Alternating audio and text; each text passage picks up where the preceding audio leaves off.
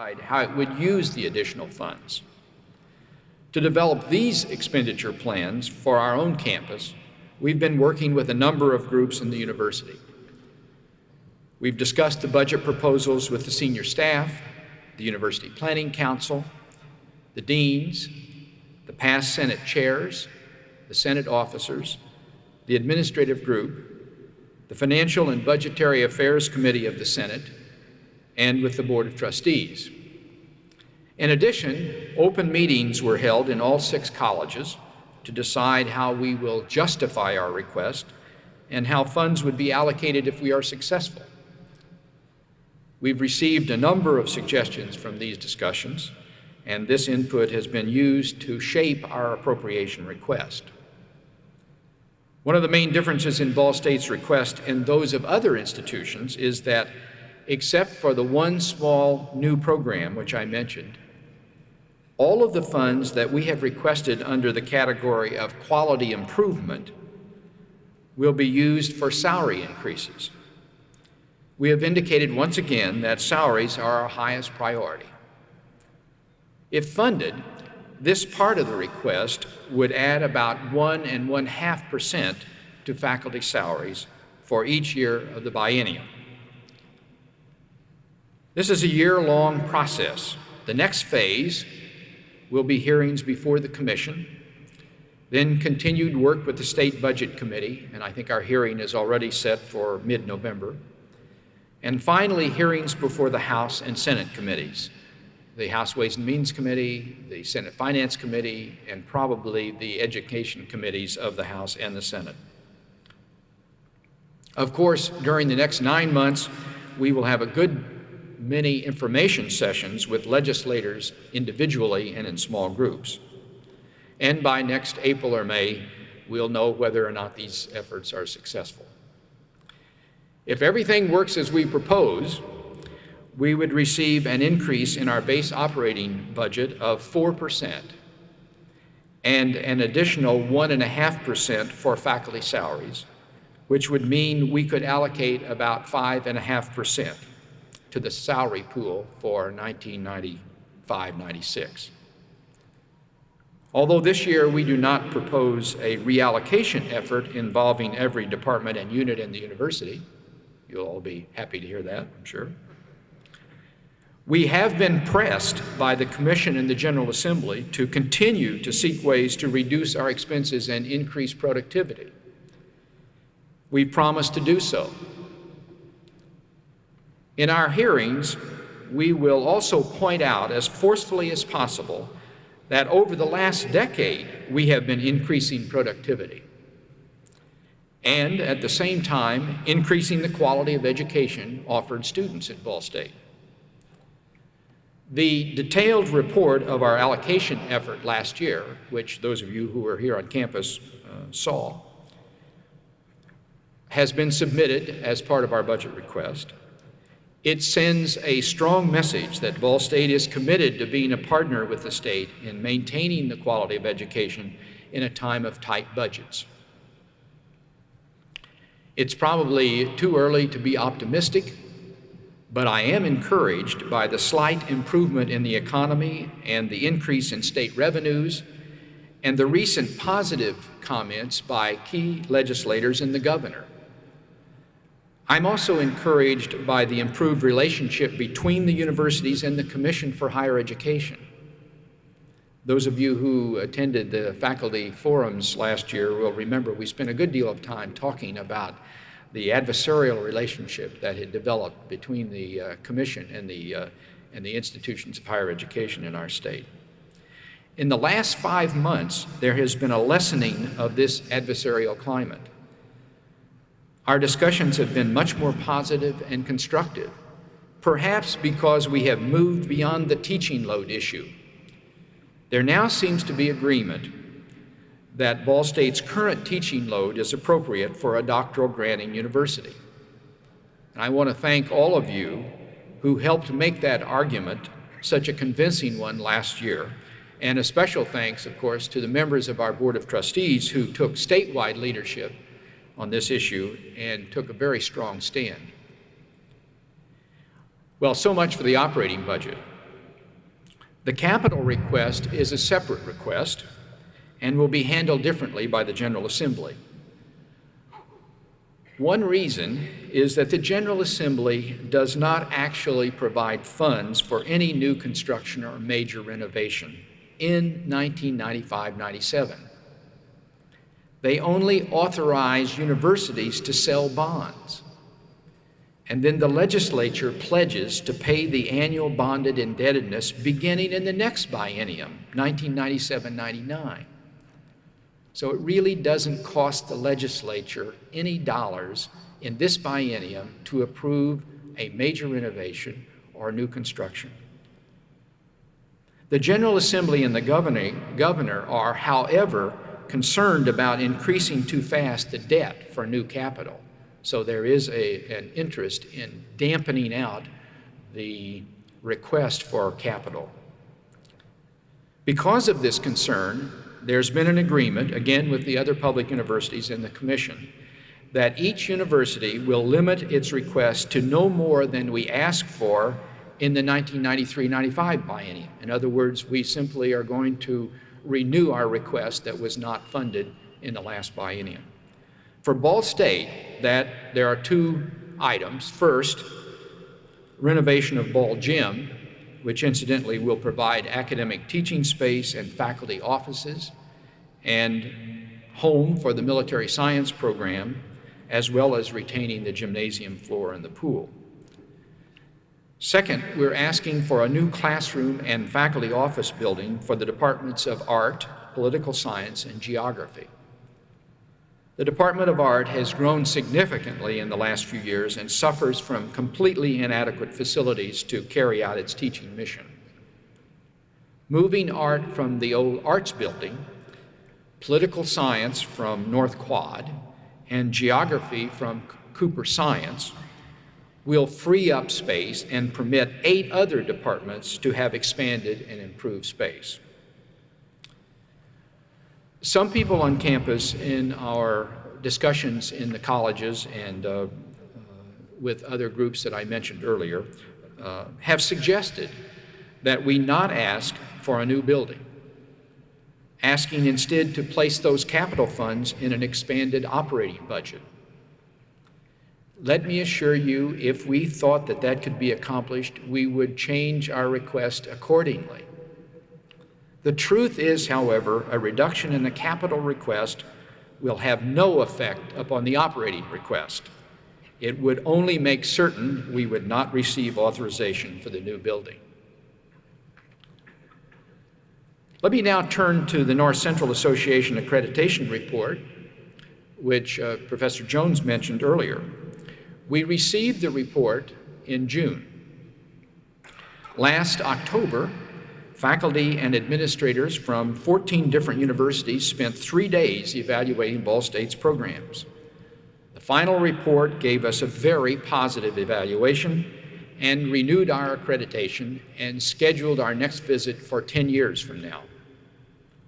I'm sure that's music to all our ears, especially the 400 faculty, staff, and administrators, students, and trustees who served on the self-study committees and task forces preparing what was viewed by the evaluation team as an excellent self-study document. Many thanks to all of you who helped on that document.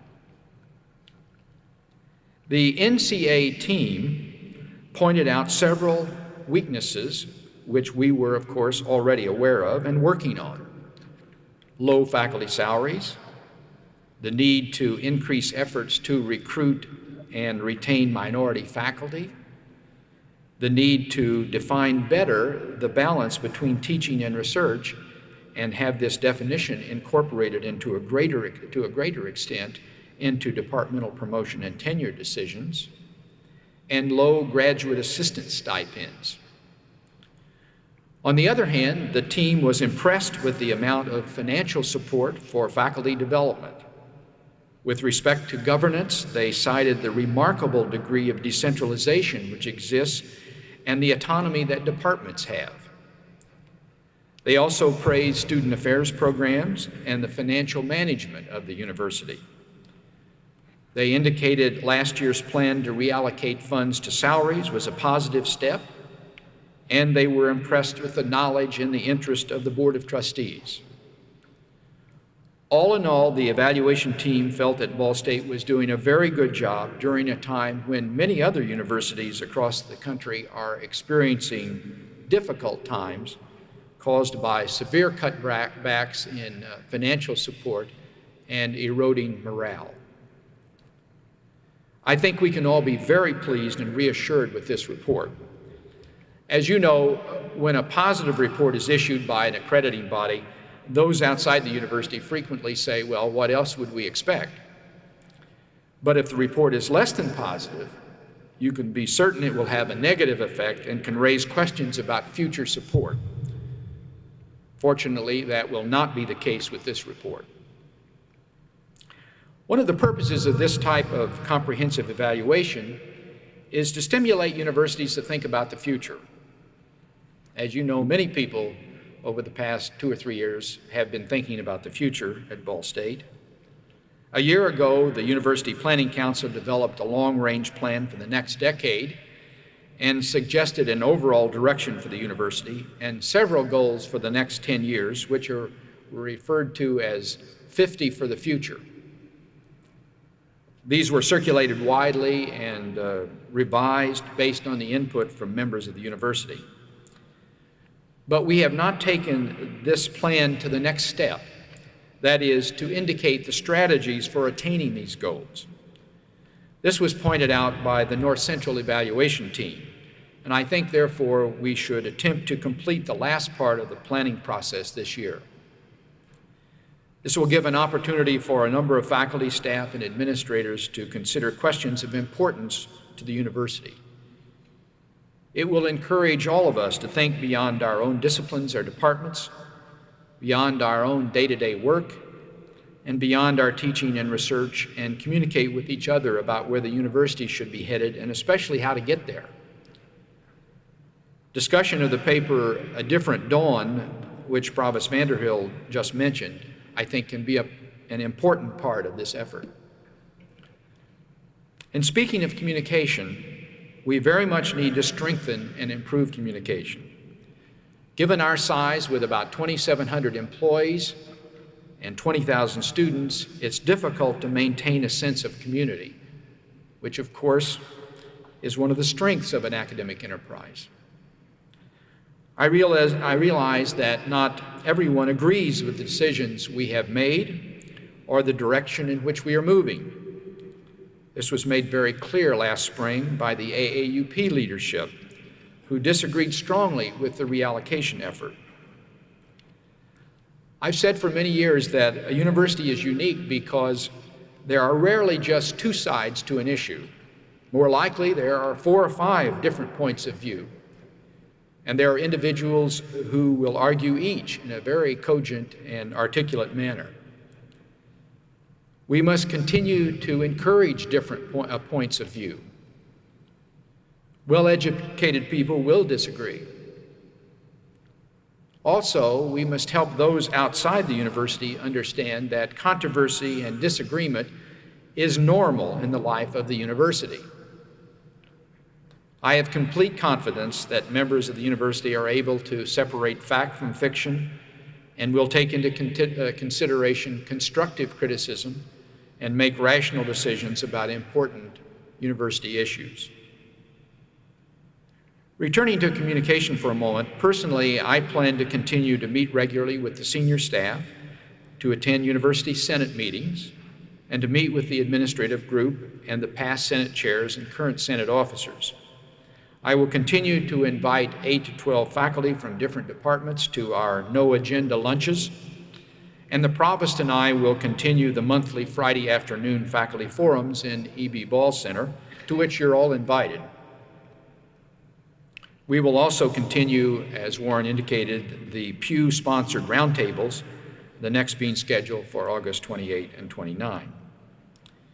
The first Pew Roundtable, held on April 5 and 6, was jointly organized by the University Senate and the administration, and as you have heard, brought together 25 faculty, administrators, and a student to discuss the future of higher education in Ball State. that discussion pointed out very clearly that we all share a strong commitment to making the university effective and responsive to our students in our state. Finally, let me share some additional thoughts about long-range planning. Most of our thinking has focused on what kind of university do we want to be in the year 2000, or at most in a decade.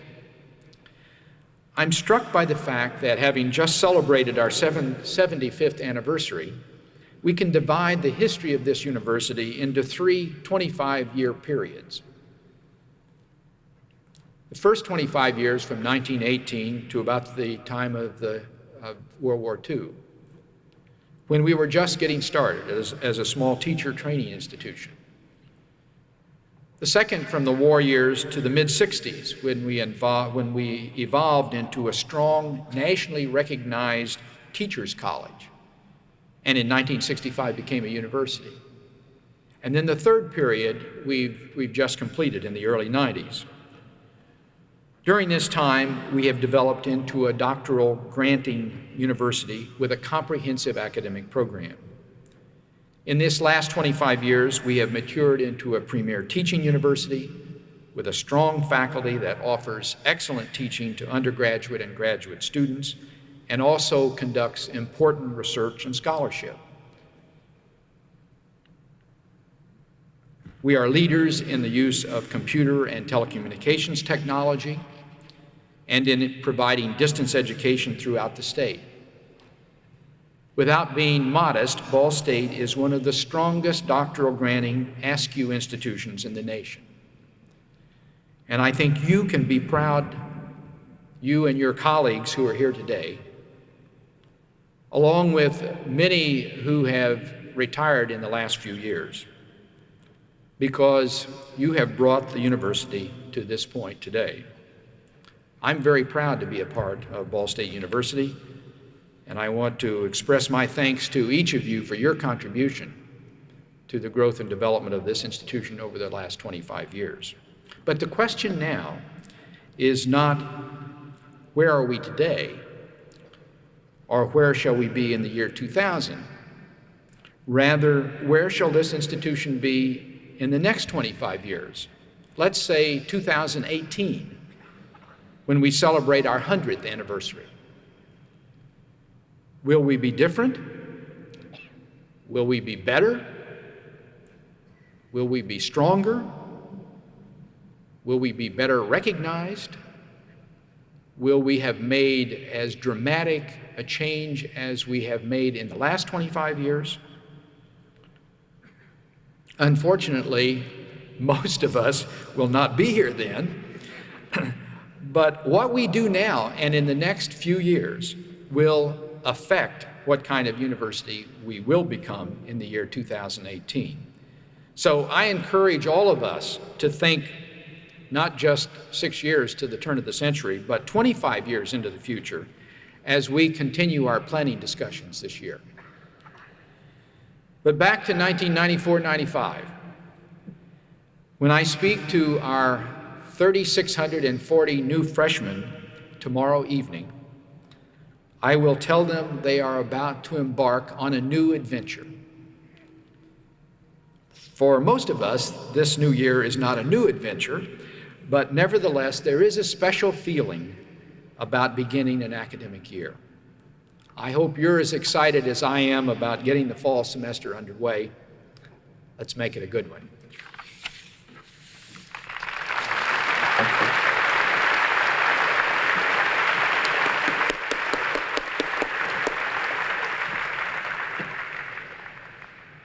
Thank you, President Worthen. At this time, it's my privilege, Lawhead Teaching Award in General Studies and the 1994-95 University Teaching Professorships.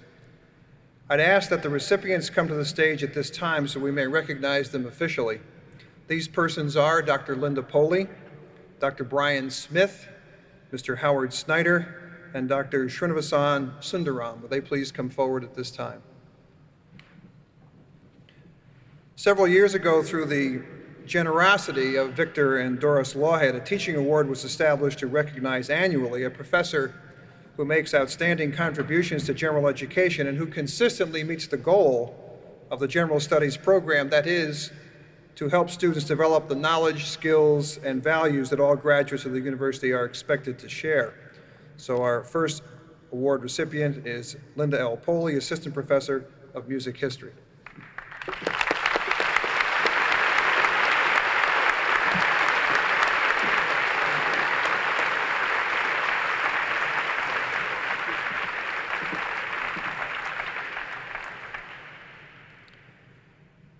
The tangible rewards for the university teaching professor designation are a small addition to one's base salary and a budgetary allowance to develop a dream course.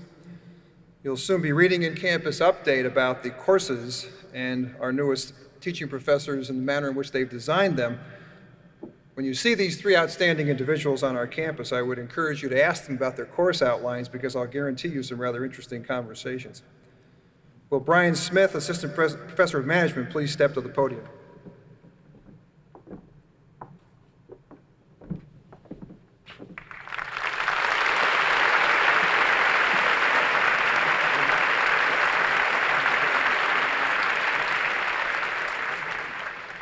Second to be honored as University Teaching Professor for 1994-95 is Howard L. Snyder, a little formal since he's known to most of us as just Howie.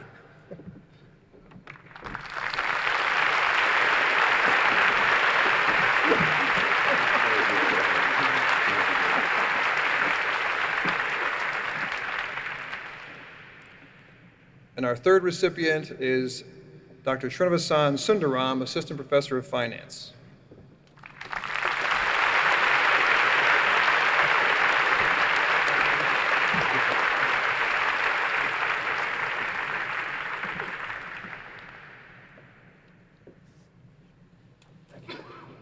Please join me in a round of applause to recognize three outstanding colleagues.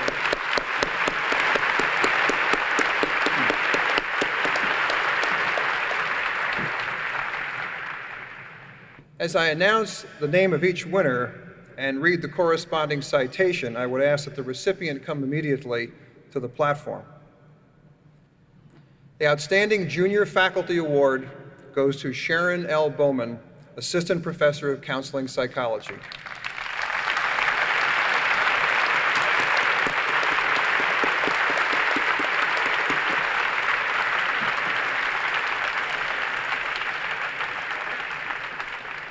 A member of the Ball State faculty since 1989, Sharon Bowman has become an articulate advocate for rigorous training of our students.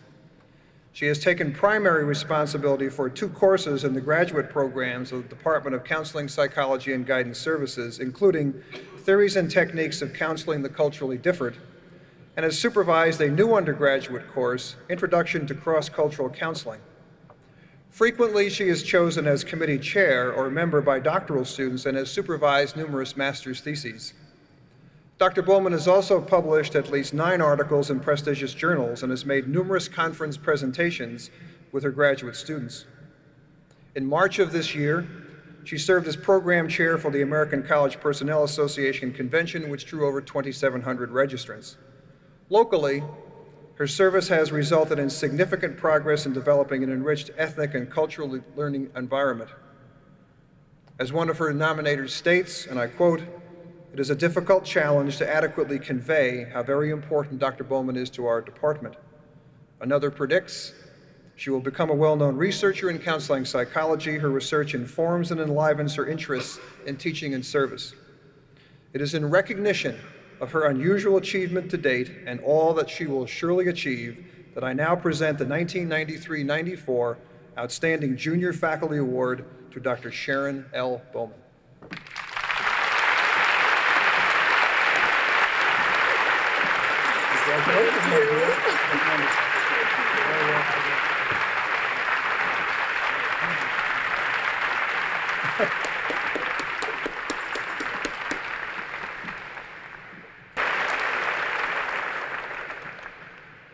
In his 20 years at Ball State, Don Gilman has advised hundreds of students in French and in, as I well know, the Honors College.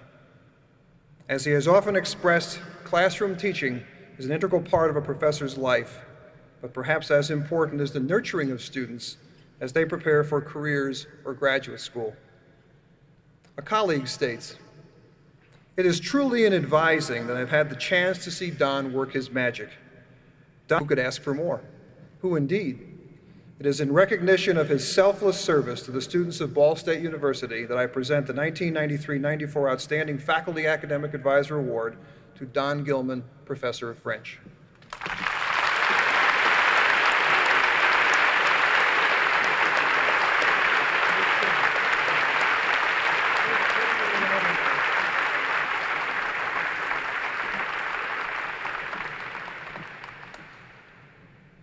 The recipient of 4 creative arts grants from Ball State, she also encourages students to apply for grants and to enter competitions.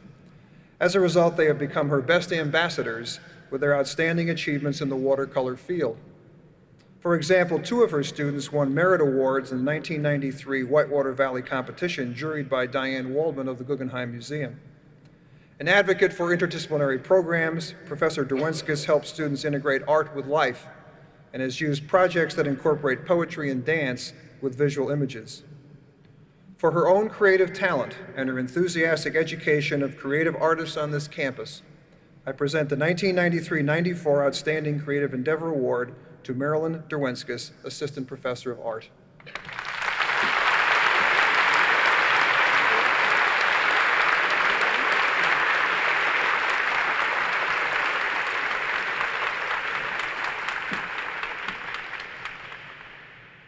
Inside the department, Dr. Kahn has demonstrated his leadership skills by serving as University Senate Chair and as Chair of the University Chairs Group. He has also co-chaired the Midwest Writers Workshop since 1981. On the basis of these accomplishments and his personal qualities of character and leadership, I'm pleased to present to Dr. Earl Kahn the Outstanding Administrative Service Award for 1993-94.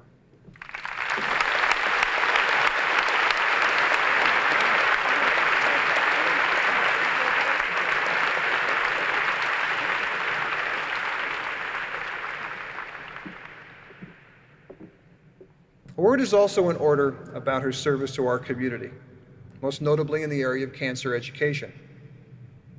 Having personally experienced the trauma of cancer, she regularly counsels individuals dealing with the disease and serves as a board member of the Delaware Cancer Society, educating the community to lifestyle practices that minimize cancer's risks. Her service efforts are supported by her research on the impact of diet on the development of mammary tumors. In addition, the greater community has received benefit from Dr. Bennett's founding work with the Muncie League of Women Voters and her participation in the Indiana Civil Liberties Union, the National Organization of Women, and the Executive Committee of Planned Parenthood. In recognition of her admirable commitment to others, I'm now pleased to present the 1993-94 Outstanding Faculty Service Award to Alice Bennett, Professor of Biology.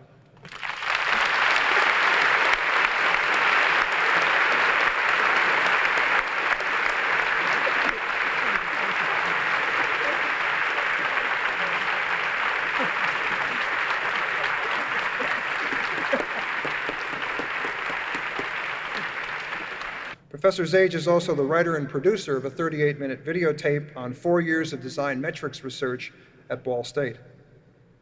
The list of accomplishments goes on, but suffice it to say that they are also worthy of today's honor. Please join me now in congratulating Dr. Wayne Zage, recipient of the 1993-94 Outstanding Research Award.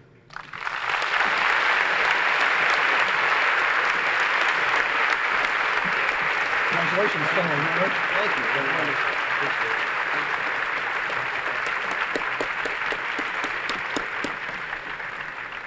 As a scholar, Dr. Brosio is prolific, having published numerous articles and most recently a book entitled A Radical Democratic Critique of Capitalist Education.